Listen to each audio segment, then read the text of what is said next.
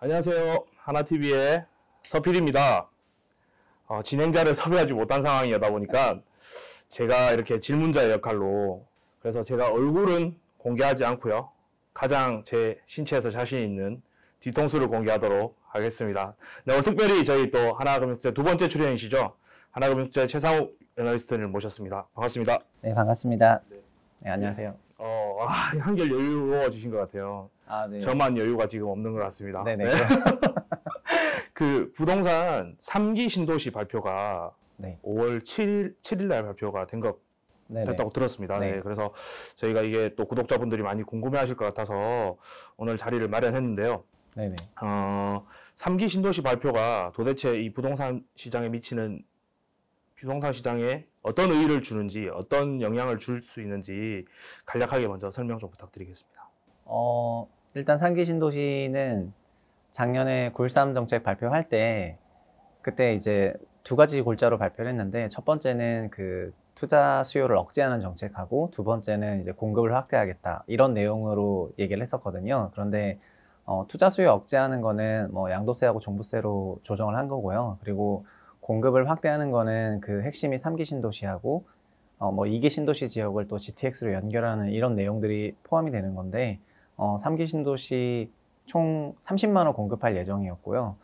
작년 12월까지 두 번에 걸쳐서 발표했는데 한 19만 호 공급 계획 나왔었거든요. 그래서 올해 상반기 중으로 그 발표하겠다고 한 잔여 11만 호. 이게 이제 이번 5월 달에 나오게 된 거죠. 이걸 통해서 이제 9.13에서 얘기했던 그 수요 정책이랑 공급 정책이 사실상 완결이 된 거예요. 정책적으로는 그렇고요. 그리고 뭐 부동산 시장에 영향, 약간 이런 질문 하셨는데, 공급은 부동산이 근본적으로 그 준공까지 리드 타임이 길어서 이제 공급 정책은 아마 장기적으로 이제 가격에 영향을 줄 겁니다. 단기적으로는 이 3기 신도시가 뭐 발표됐다고 해서 뭐 추가로 이제 가격에 큰 어떤 변화가 있지는 않을 걸로 생각합니다. 네. 그러면 저도 사실은 부동산 전문가가 일단 아니다 보니까 그 기사들을 보면서 아주 눈이 가는 타이틀이 있었거든요. 2기 신도시 주민들의 질투? 뭐 이런 네네. 타이틀을 본 게 있는데, 2기 신도시 기사 내용을 잠깐 봤더니 왜 2기 신도시도 아직 완벽하게 마무리가 되지 않은 상태에서 네. 3기 신도시를 추진하느냐, 뭐 이런 내용이었던 것 같아요. 네. 그래서 2기 신도시에는 아직 뭐 불만들이 좀 많은 것 같은데, 그 사태에 대해서는 또 어떻게 좀 생각하시는지 고견을 네, 이런 2기 신도시와 뭐 아직 3기 신도시를 소위 이제 편가르는 그런 어려운 질문을 약간 하신 그런 느낌인데, 일단 2기 신도시는 뭐 약간 부연 설명하면은 2기 신도시는 2003년에 신규 지정을 하게 되었는데, 그때는 뭐 기억하시겠지만 2000년대 초반에 그때도 부동산 가격이 상승률이 굉장히 높았거든요. 연에 이제 두 자릿수로 상승할 때였는데, 그래서 부랴부랴 그 약간 물량에 집중을 했달까? 이제 택지 수용이 용이한 지역으로 좀 지정을 하려고 하다 보니까 외곽으로 가게 되었거든요. 그래서 서울 도심에서 20km 이상 떨어진 지역에서 이제 2기 신도시 대부분의 지역들이 조성이 되게 됩니다. 그리고 또 약간 운이 안 좋았던 게 중간에 금융위기가 맞아가지고, 금융위기 전으로 한 3, 4년간 주택 공급이 이제 좀 쉬게 되는, 그래서 2기 신도시 건설 자체가 정말 오래 걸렸어요. 그래서 아직까지 이제 검단이라든가 아니면 파주 운정의 운정 3구역, 그리고 양주 회천 이런 데는 다 못했거든요. 그래서 2기 신도시가 아직 안 끝났는데, 이번에 3기 5개 신도시 30만 호 계획하니까 이제 뭐 2기도 안 끝났는데 3기 하냐? 뭐 이런 얘기 나온 거 당연하다고 생각이 개인적으로 되고요.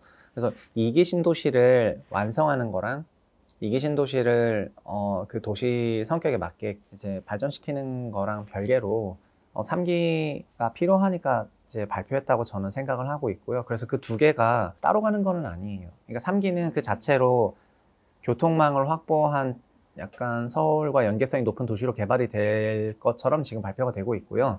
2기 신도시는 앞서 제가 설명드렸던 그런 불리한 조건, 이런 거를 극복하는 게 그 광역철도 연결하고 이제 GTX 연결하고 이런 것들이거든요. 그래서 오늘도 그런 기사 나왔는데 9월까지 GTX B노선 예타 면제 뭐 해보도록 노력하겠다, 막 이런 얘기가 나왔잖아요.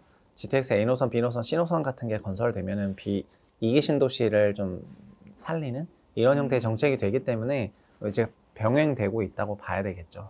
3기 신도시 하면은 이제 뭐 공급 많아지는 거 아니냐 이런 얘기 하시는 것 같은데 저희 개인적인 생각에는 지금 경기도에서 서울시로 매일 통근 통학을 하는 그 사람 수가 벌써 130만 명이거든요. 경기도 전체가 한 800만 명 좀 되는 숫자 정도가 통근 통학을 하는데 그 중에 130만 명이 서울로 오고 있고요. 그래서 이 수는 근데 계속 늘고 있어요. 그래서 경기도에 있는 신규 도시들이 계속 필요하고 교통망 확보되는 거는 필요하다고 생각해서 네네. 통근 통학 얘기를 하셔서 말인데 이번 3기 신도시 그 기사들을 보면 뭐 부천이나 고양 창릉 이쪽에서는 25분이면 여의도까지 뭐 도착할 수 있다 뭐 이런 얘기들이 나오는데 3기 신도시가 서울 세력권에 해당된다고 보면 되는 건가요? 네, 뭐 여기서 이제 제가 말하는 서울 세력권이라는 거는 그 서울로 통근 통학을 보내는 경기도에 많은 도시들이 있는데 경기도 평균이 17% 정도를 보내고 있거든요. 그러니까 100가구가 통근 통학을 하면은 17가구가 서울로 오고 있거든요. 경기도 전체 평균으로. 근데 뭐 평택이나 이런 데는 2%니까 2가구, 100가구에서 2가구. 그다음에 동탄에 있는 화성시는 한 6가구 이 정도 되는 거예요. 그리고 수원시가 뭐 한 9가구 이 정도 되는 거거든요. 그런데 부천 아니면 남양주, 고양시, 성남시 그다음에 과천시나 아니면 광명시 이런 데는 30에서 40가구를 통근 통학을 시키고 있죠. 그래서 이제 이 통근 통학률이 경기도 평균을 상회하는 지역을 제가 여기는 서울의 그 세력번에 있다. 그러니까 범서울 권역이다. 그래서 이제 서울 부동산 시장이랑 같이 연계돼서 움직인다 이렇게 말을 드린 거고요. 그래서 이번 2기 신도시랑 3기 신도시 차이도 거기에 있거든요. 3기 신도시 지어지는 데는 지금 하남 그 교산, 하남시는 이미 서울 세력권이에요. 30%대 아주 높은. 그리고 남양주시 20% 후반이니까 굉장히 세력권이고요. 그 다음에 인천 계양도 계양구와 부평구 이런 동네는 이미 세력권에 포함이 되고요. 이번에 3기 발표한 데가 고양시 역시 뭐 잘 아시다시피 서울 세력권이고, 그리고 부천 또 굉장히 서울 세력권이죠. 그러니까 3기 신도시는 서울 세력권인데 교통망이 추가되면 더 비율이 올라갈 것 같아요. 비중이 더 올라갈 거라고 생각해서 뭐 40% 뚫을 수도 있다고 생각을 하고 있고요. 근데 2기 신도시가 그래서 좀 약간 서울 수요 분산 효과가 안 났던 이유가 뭐 평택시 2%, 동탄 6%. 그러니까 동탄 1, 2가 2기 신도시 중에서 제일 컸는데 그 통근통학률이 굉장히 낮은 지역에 동탄 가장 거대하게 들어갔으니까 분산 효과가 안 난 거고요. 평택도 그랬고요. 양주 옥정신도시나 파주 운정신도시 이런 지역 역시 그 통근통학 비중이 경기도 평균 하회하거든요. 그러니까 분산 효과가 좀 안 나는 거예요. 그래서 이런 안 나는 지역들은 이제 분산 효과 좀 내고 연결성 높이기 위해서 아까 말씀드렸던 GTX 건설하는 게 이제 이런 신도시, 2기 신도시 굉장히 중요한 이슈다 이렇게 생각이 되고요. 네, 뭐 그렇게 정리할 수 있겠습니다. 그러면 GTX가 개발이 되면 네네. 2기 신도시들도 뭐 서울 세력권에 가까워진다. 네, 뭐 맞아요. 이렇게 네네네네. 보면 되는 건가요? 네, GTX 그래서 하는 겁니다. 네네네. 마지막으로 질문 드릴 건데요. 3기 신도시가 이제 발표가 되면서 분명히 또 수혜를 받는 기업들이 있을 거고, 네. 구독자를 비롯한 저도 사실은 궁금한 점이 있어서 네. 가장 수혜를 받을 만한 기업 한 군데 정도 소개해 주시고요. 그 다음에 마지막으로 이제 부동산 시장에서 워낙 유명하시니까 그 부동산 시장 관련해서 저희 구독자분들께 짧게 한마디 부탁드리겠습니다. 2기 신도시 2003년에서 뭐 지금도 공급하고 있으니까 2기 신도시 공급하는 기간에 주가가 초반에 가장 좋았던 거는 현대산업개발이었거든요. 그러니까 신도시는 LH공사가 개발을 하는데 이런 민간 시행사들은 그 신도시 인접 도시 지역을 이제 도시개발 방식으로 개발을 해왔어요. 그러니까 동탄 신도시 같은 거를 개발할 때 현대산업개발이 권선지구라는 지금 수원시 인접 도시 지역을 다 뭐 매입을 해서 자체 사업을 하고 이러면서 굉장히 수익을 많이 올리니까 이제 당시 기준으로 PBR 0.8배에서 2007년 말에는 3.5배까지 올라갔었거든요. 주가 4배 올랐던 거죠. 그 전 시계를 좀 길게 하면 더 상승폭이 컸었고, 이러다가 이제 신도시 공급이 완성되면서 주가 조정폭이 좀 컸던 거고요. 그래서 지금 2018년 말부터 19년에 다시 3기 신도시 얘기가 나오고 있기 때문에 이거랑 비슷하게 흘러가지 않을까 이렇게 생각을 해서 좀 12개월 이상의 장기적으로 현대산업개발이 굉장히 좋은 업황에 놓였다. 그래서 신도시 개발하면서 분명히 우리나라 1등 개발 디벨로퍼로서 이제 상당히 수혜를 볼 수밖에 없다. 이렇게 생각하는 자료를 썼고요. 이제 그래서 그 자료 참조하시면 되겠는데 현대산업개발 제일 좋을 거로 생각합니다. 그리고 부동산에 대해서도 약간 말씀을 드리면 저는 부동산에 대해서는 작년 9.13 정책 나오고 나서 이제 투자 수요가 억제될 수밖에 없다. 지금 부동산 양도소득세가 너무 높고 그 부동산의 보유세가 너무 또 높아졌기 때문에 부동산이라는 자산군 전체가 타 자산군, 뭐 가령 예를 들면 해외 주식이라든가 이런 주식 대비해서 세법적으로는 굉장히 불리해졌거든요. 1주택이신 분까지는 그런 분리가 없고 오히려 더 유리한데 주택이 2채 이상이게 되는 다주택자들한테는 지금 세상 불리해진 게 부동산이거든요. 이미 시장이 가장 합리적으로 대응을 했다고 개인적으로 생각하는 게 2주택 이상 가구는 추가주택 취득을 하지 말고 대부분이 보유세를 낮추는 쪽으로, 그러니까 증여라든가 그러니까 배우자라든가 자녀 증여를 통해 가지고 그 보유세를 낮추고 있고요. 1주택 가구이신 분들은 지금 갈아타는 것도 용이하지 않잖아요. 네. 그래서 그분들은 그냥 가만히 계신 거고요.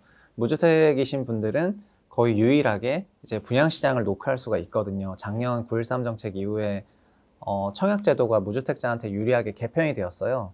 그리고 분양가 심의를 받긴 받지만 어쨌든 시세보다 좀 싸게 느껴질 만한 가격으로 분양이 나오고 공공택지 같은 경우에는 아예 분양가 상한제 적용을 받아서 현저히 싸게 나오다 보니까 무주택 가구들의 상당수는 청약시장으로 갔죠. 그래서 그냥 시장이 9.13 정책에 가장 합리적으로 좀 대응이 됐다고 생각이 되고요. 지금 뭐 여유자금이 약간 있어서 주택을 더 취득하겠다라고 약간 고민하시는 분들이 있을 수 있는데 이런 분들은 세법에 대해서 좀 예민하게 보셔서 이제 다른 자산군과 약간 넓은 투자? 지금은 이제 뭐랄까 국내 자산뿐만 아니라 해외 자산까지도 저희가 투자할 수 있는 그런 시대가 되었고 예, 반드시 뭐 부동산이어야 되는 건 없기 때문에 그 아직 무주택인데 1주택을 노리시는 분들은 1주택이신 분들한테까지는 세법이 제시하는 가장 큰 혜택이 여전히 살아있기 때문에 그런 분들은 이제 동네 부동산 잘 보시면서 이제 정말 매수를 생각하고 있다면 올해 하반기나 내년 상반기 이런 기간 중에 이제 뭐 양질의 물건 잘 찾아가지고 매수하시면 어떨까 싶고 나는 그냥 구축 말고 청약으로 알아보겠다 이러면 이제 청약 열심히 알아보시면 좋지 않을까 이렇게 생각합니다. 네, 알겠습니다. 오늘 말씀 감사드리고요. 네. 3기 신도시 발표와 관련해서 저희가 또 오늘 아주 구체적이고 또 이렇게 아침 방송에서는 저희가 짧아서 들을 수 없는 내용까지 다 들을 수 있어서 정말 좋았던 것 같습니다. 네. 투자를 또 고려하고 계신 분들은 또 오늘 하셨던 말씀들 잘 참고하셔서 하셨으면 좋겠고요. 이제 마무리 멘트를 해야 되는데 아시다시피 제가 뒤통수만 나오고 있으니까 네. 최 위원님께서 저희 하나TV 좋아요와 구독 부탁드립니다. 이 멘트 한 번만 카메라 보시면서 좀 부탁드리겠습니다. 하나TV 채널 좋아요와 구독 꼭 눌러주시기 바랍니다. 감사합니다.